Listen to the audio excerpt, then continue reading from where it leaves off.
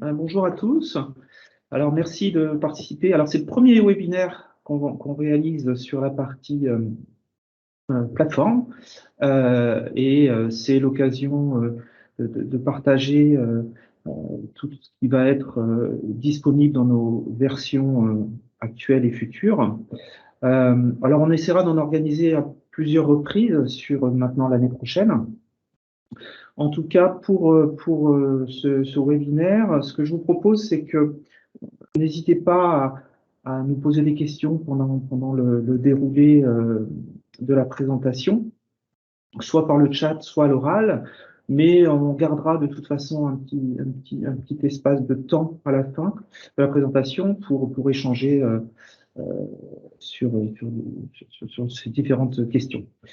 Alors, cette session est enregistrée, comme ça va nous permettre aussi de la partager à d'autres personnes qui n'auraient pas pu participer à cet événement. Alors, l'agenda d'aujourd'hui, donc on sera deux intervenants, moi-même, et puis Michael qui est notre product owner sur plateforme, et donc va vous présenter un petit peu le processus de développement et aussi les dernières fonctionnalités importantes.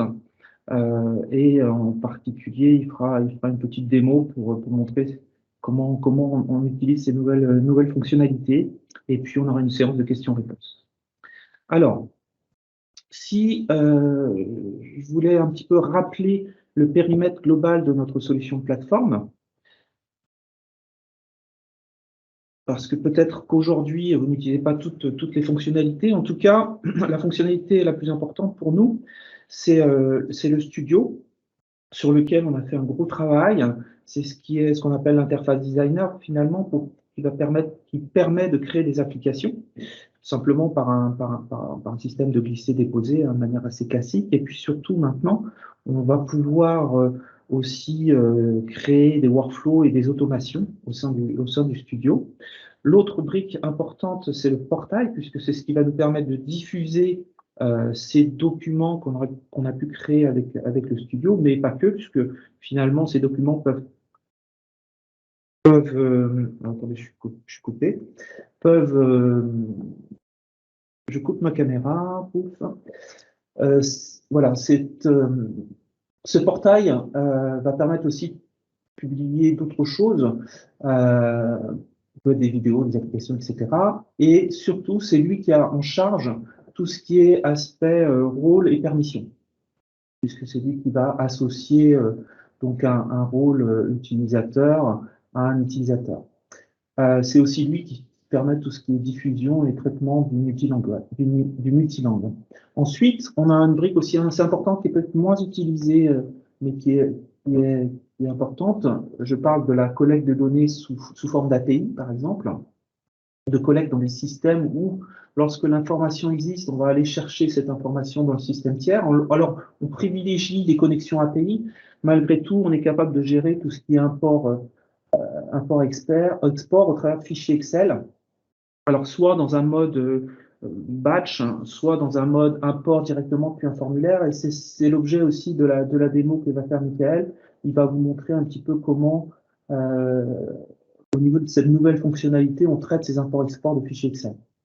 Alors, bien sûr, on a des capacités de stockage avec notre modèle de données et notre base de données PostgreSQL. Et puis, on a capacité aussi d'intégrer des processus ETL, en particulier sur la collecte en mode batch sur des sources existantes. On est capable de transformer cette donnée. Alors, soit en lançant, on est capable de lancer un ETL connu du marché qui s'appelle Talend, mais on peut aussi mettre à disposition des successions de procédures SQL de manière automatique pour transformer cette donnée.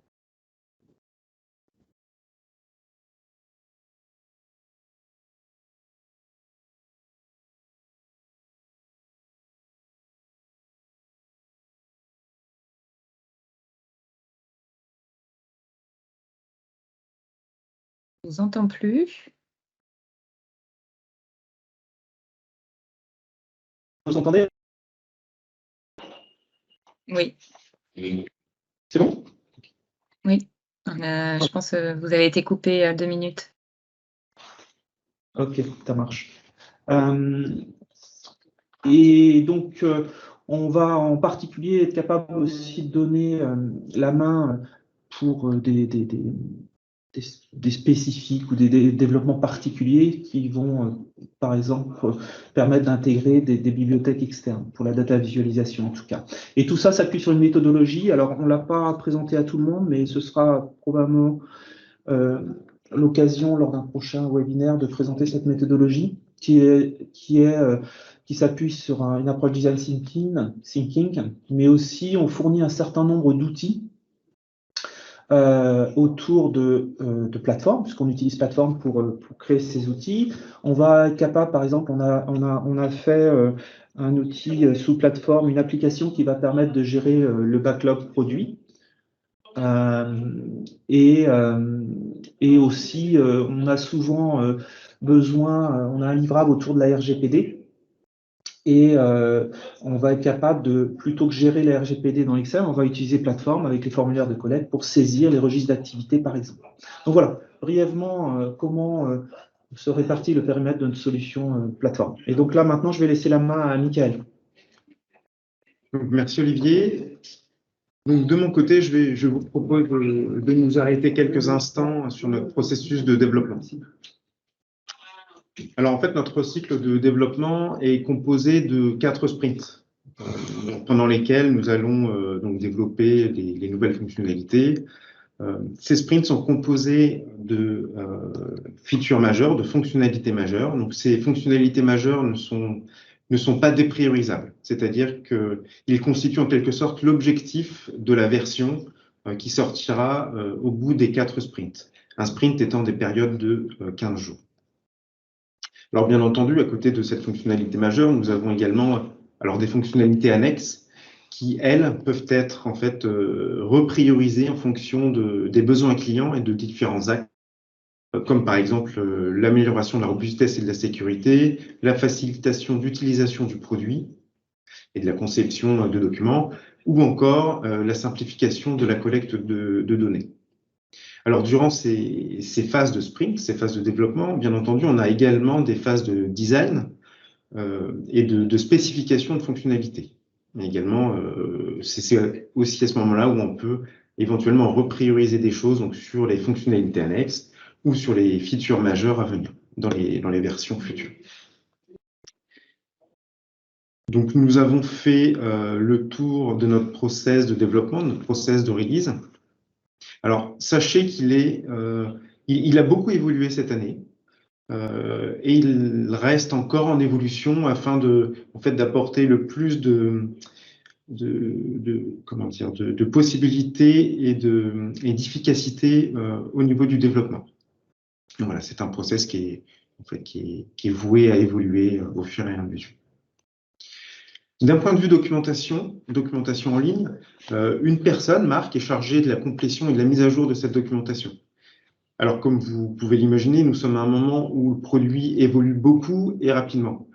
Cette tâche n'est donc pas toujours facile, mais néanmoins, pour nous, elle est nécessaire pour permettre à nos clients et à nos partenaires de monter en compétences rapidement. Alors, chaque nouvelle fonctionnalité majeure est donc intégrée à la sortie de chaque version, donc à la sortie en fait des 4 sprints dont je vous ai parlé tout à l'heure. Et pour permettre un accès facile à cette information, on a mis en place un système de versionning de cette documentation. C'est-à-dire que, en fonction de la version dans laquelle vous vous trouvez, vous aurez la possibilité de n'afficher que les informations vous concernant. Vous pourrez également afficher les autres, la documentation des autres fonctionnalités, mais vous pourrez filtrer sur votre version si vous le souhaitez. Encore une fois, le but étant de faciliter l'accès à l'information dont vous avez besoin. Alors, je rappelle l'adresse de cette documentation en ligne, donc docs.inimation.com. Et je vous donne également un lien qui pourrait vous être utile. Donc, c'est le lien vers notre forum community. Donc, en fait, ce forum vous permettra de communiquer avec nos experts autour de la solution et de partager des expériences, de poser des questions, etc. Donc, nous avons vu la partie process de release et la partie documentation en ligne, et je vous propose maintenant de découvrir quelques-unes, pas toutes, quelques-unes des nouvelles fonctionnalités les plus importantes de ces dernières versions. Alors, il ne s'agit pas d'une formation, il s'agit d'un aperçu rapide, à la suite duquel je vous montrerai en fait l'utilisation et je l'illustrerai pardon, au niveau de l'interface. Alors, commençons par ce qu'on appelle la gestion de modèles avancés.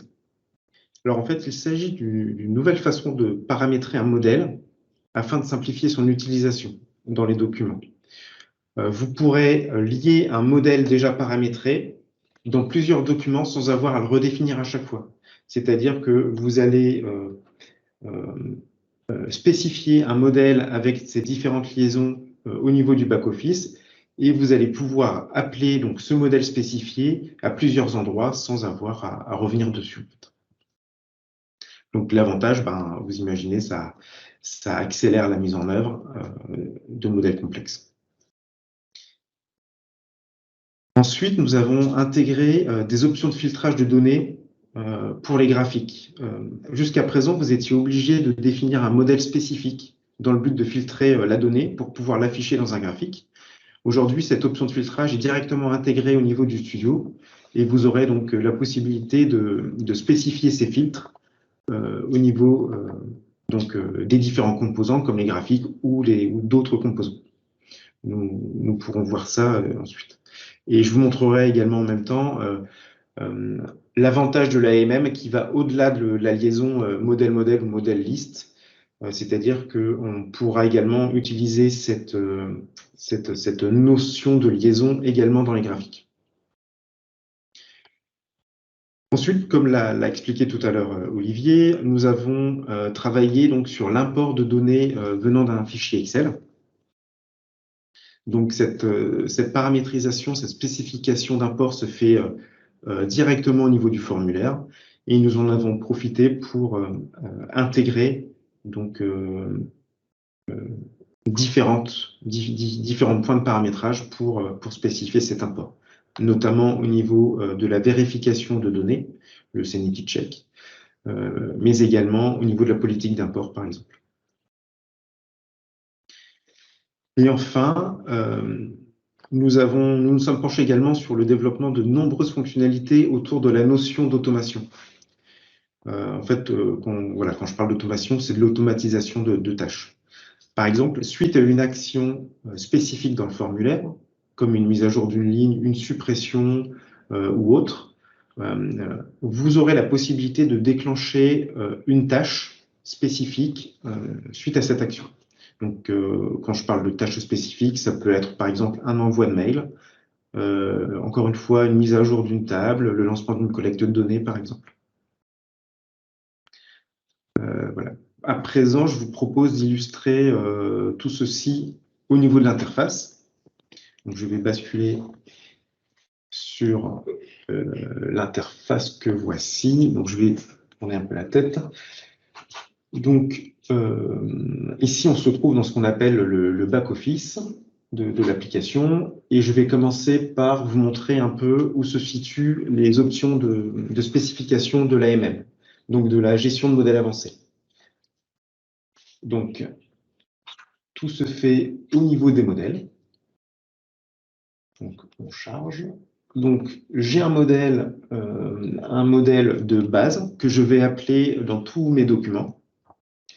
Et au niveau de ce modèle, je vais avoir la capacité, donc là, il est déjà renseigné.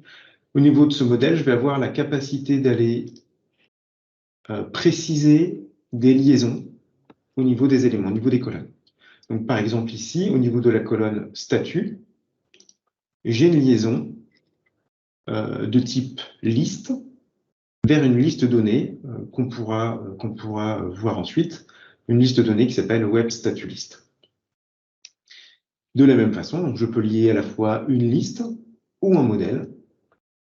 Donc là, j'ai un modèle, donc j'ai une liaison vers un modèle.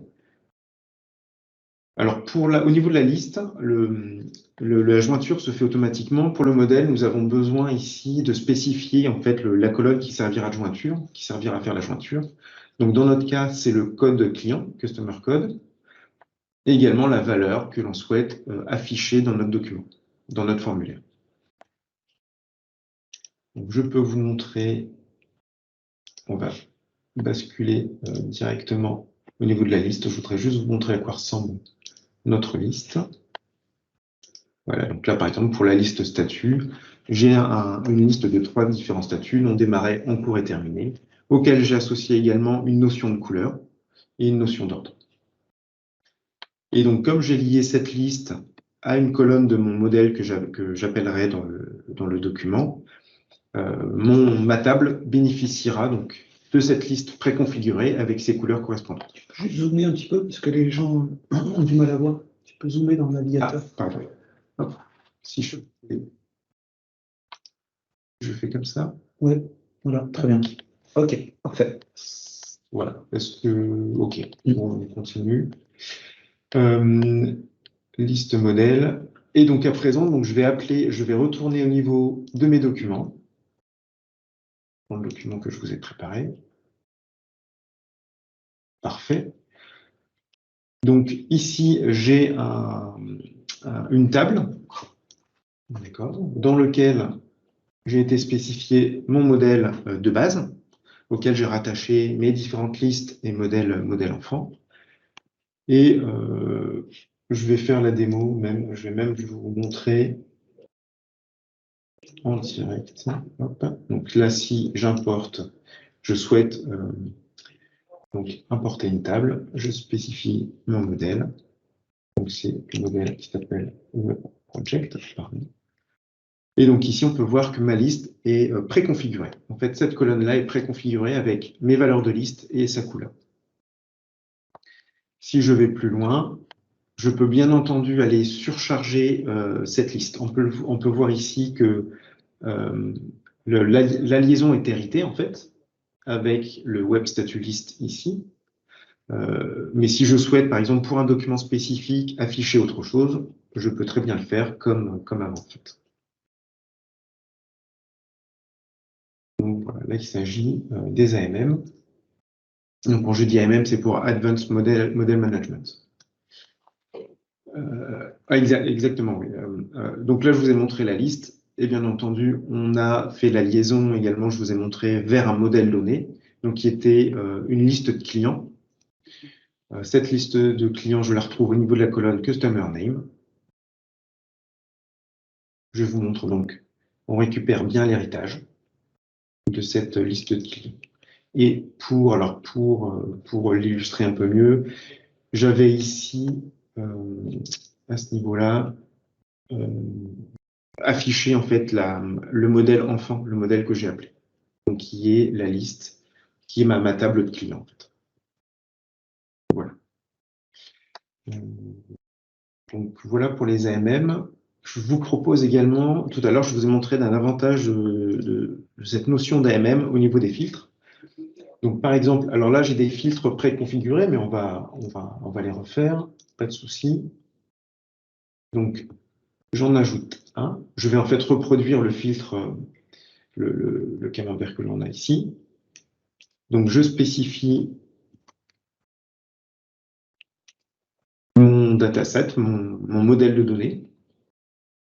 Au niveau de la dimension, en fait, là, je vais vouloir afficher le budget des projets que j'ai dans la table en fonction du statut.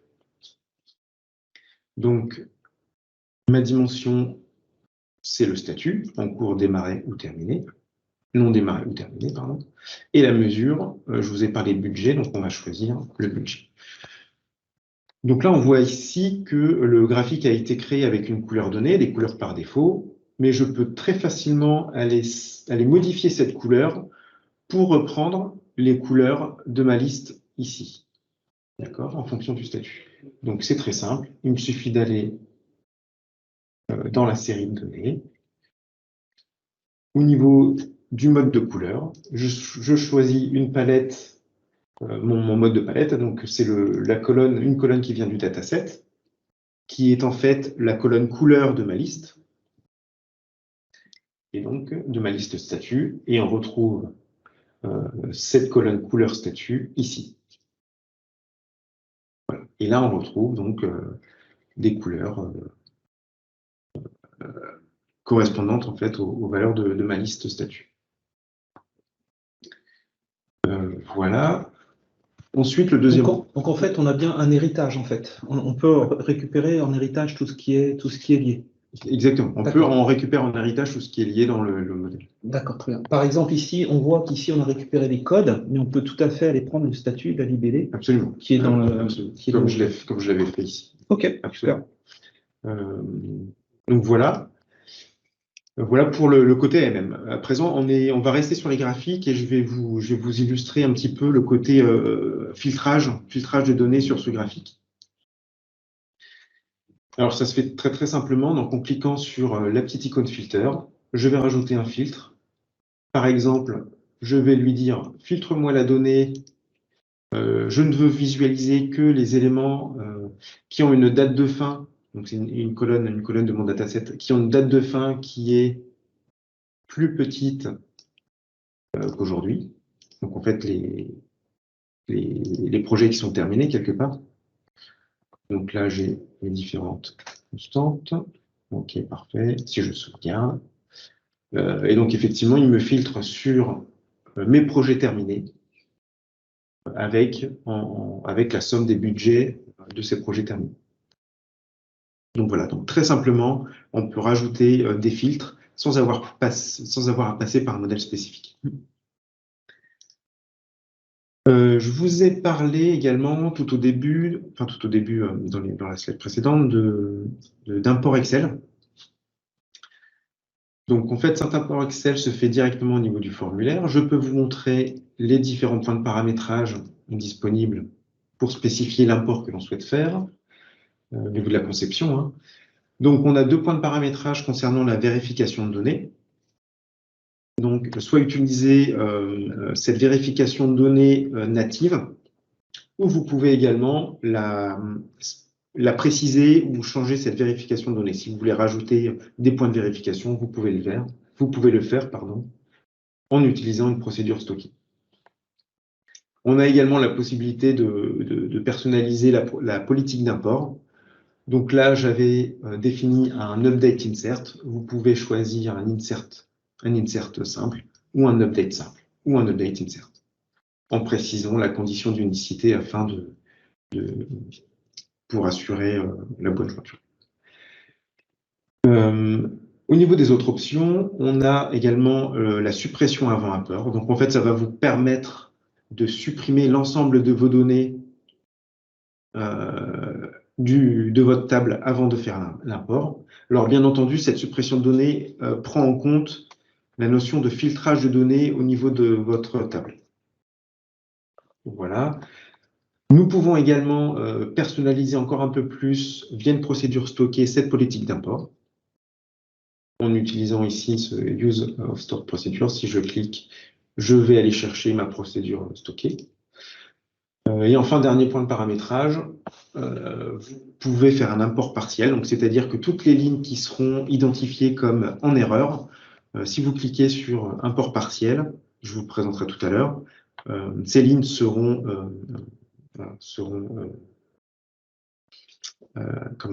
pas prises en compte lors de l'import Excel. Et enfin, d'autres options d'import plus marginales, donc comme le maximum de lignes à importer, une option de timeout, et puis un peu plus technique, l'identification de la table temporaire, que je vais vous présenter. Une petite question, donc sur le sanity check, en fait, les contrôles réalisés correspondent à ce qui a été spécifié dans le formulaire. Donc, il faut que la valeur soit présente dans la liste statut, par exemple, et que les champs obligatoires soient obligatoires et que les champs dates soient au format date, par exemple. Par exemple, absolument. C'est ça. C'est qu'on va vérifier donc les valeurs de liste, comme tu disais, Olivier, donc les dates. Donc le bon format de la date et la notion de requis, de champ requis ou non. Voilà, c'est un exemple. et de type de champ également. D'ailleurs, je vais vous montrer. Je vais vous faire un exemple sur, par exemple, si je souhaite insérer une ligne avec un statut qui ne correspond à aucune valeur de ma liste prédéfinie. Donc là, j'exporte, histoire d'avoir mes données initiales. Donc, j'ouvre mon fichier dans Excel que j'ai ici. Pardon. Donc, j'active la modification. Ici, je vais rajouter une ligne. Je vais même en rajouter deux. Donc, une ligne, une première, où je vais changer le statut. Donc, imaginons j'ai fait une modification manuelle dans cet Excel. Et au niveau du statut, je lui dis, par exemple, non déterminé. Un statut non déterminé.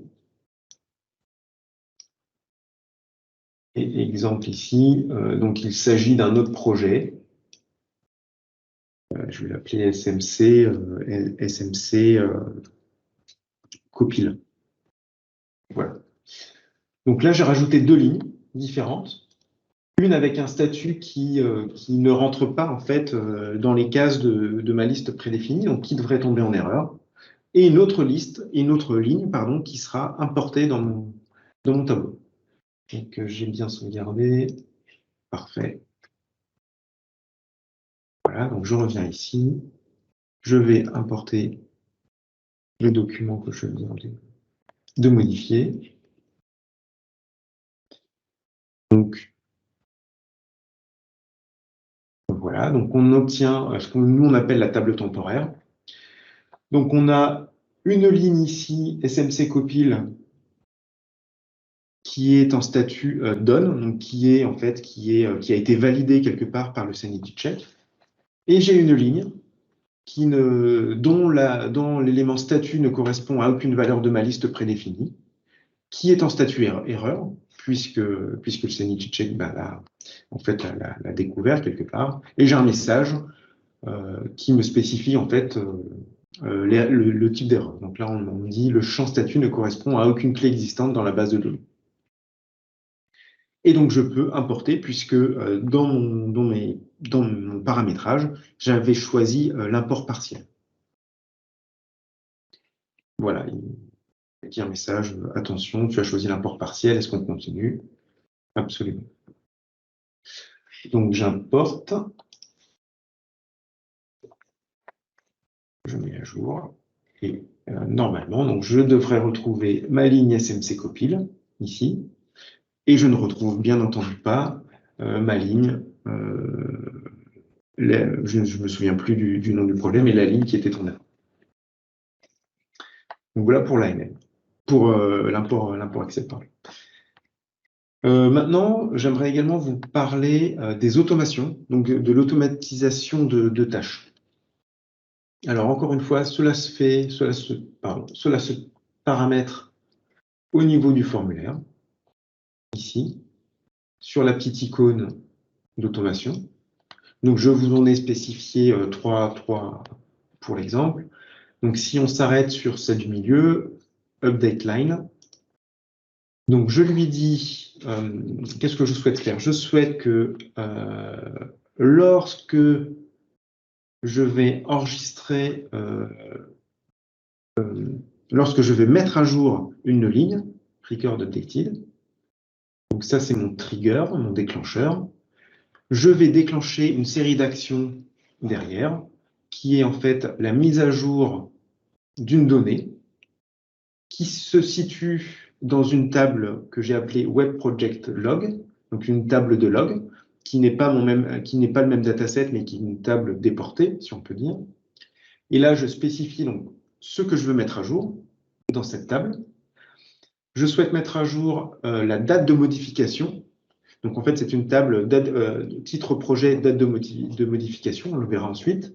Donc je souhaite mettre à jour la date de modification avec la valeur now, donc l'heure et la date à laquelle j'ai modifié cette donnée. Et bien entendu, je filtre, en fait, je cible la ligne que je souhaite mettre à jour. Donc là, je dis mets-moi à jour ce champ date de modification uniquement pour les lignes dont le titre du projet correspond au titre du projet de ma ligne que j'ai updaté. Je sauvegarde. Voilà. Donc, je peux tout de suite ma date qui sera ma table de log, ici, d'accord, project name, date de modification. Et si je mets à jour une ligne, je me retrouve ici. Donc, par exemple, je vais mettre à jour ma ligne SNCF composant. Je change, ça c'est un exemple, hein, je change la date de fin. Donc, j'ai changé la date de fin. L'automation va se déclencher. Voilà, l'automation se déclenche et me dit j'ai updaté, enfin, une mise à jour d'une ligne a été effectuée. Et si je rafraîchis,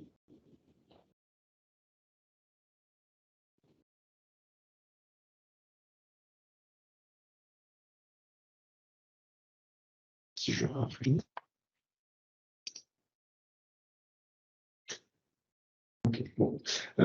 Si je rafraîchis, on peut voir qu'au niveau de ma table de log, SNCF composant a été mis à jour à 11h33, donc c'est maintenant. Donc on a mis à jour une table déportée. Donc voilà au niveau des quatre fonctionnalités majeures que je souhaitais vous montrer. Et donc, c'est possible. Et entre autres, on peut faire des envois de mails aussi. Absolument. Je peux revenir dessus. Comme le dit Olivier, on peut empiler des automations. Vous pouvez en désactiver une spécifique. Vous pouvez en supprimer. Vous pouvez également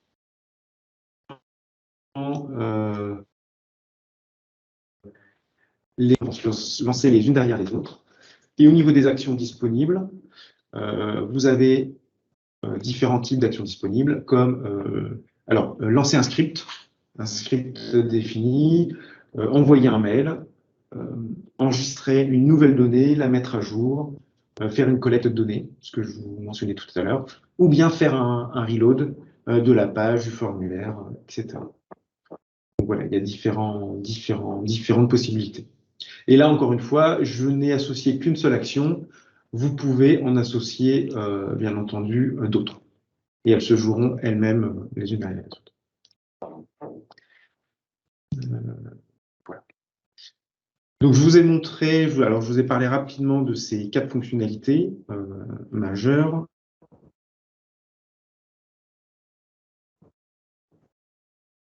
Je retourne. Ça coupe un petit peu. Hein. Là, ça va mieux? Vous m'entendez?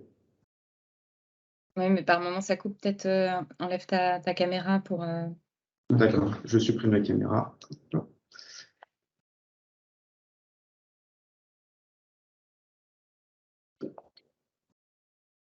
Ça devrait... Je vous ai montré, je vous ai illustré quatre développements majeurs impactant des dernières versions. Alors bien entendu, je n'ai pas pu tout vous montrer. Il y a également d'autres fonctionnalités importantes que l'on retrouve ici.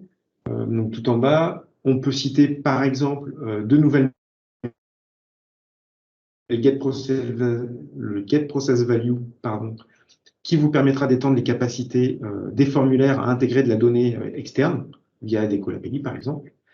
On a également fait, alors pour ceux qui ont utilisé des paramètres, vous savez à quel point ça pouvait être un peu perturbant de définir des paramètres. Il fallait aller faire une action à 4 endroits différents. Enfin, c'est pas toujours simple.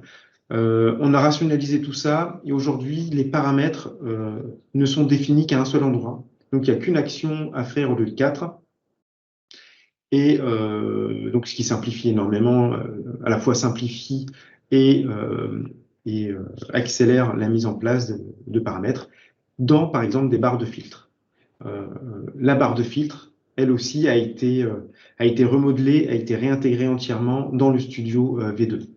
Donc, pour, encore une fois, une meilleure rationalisation des fonctionnalités et une meilleure simplification.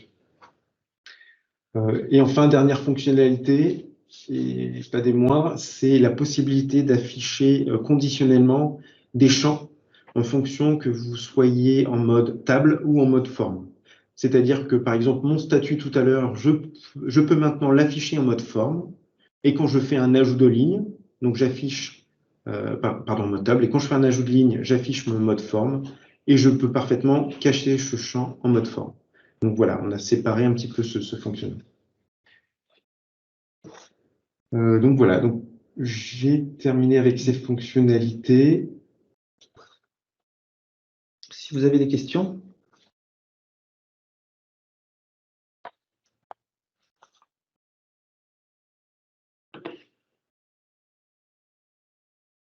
Donc moi j'ai une question à tous.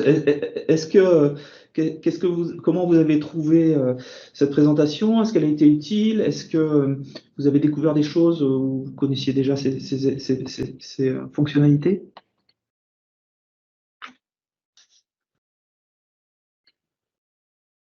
Je vais me permettre de prendre la parole. Bonjour à tous.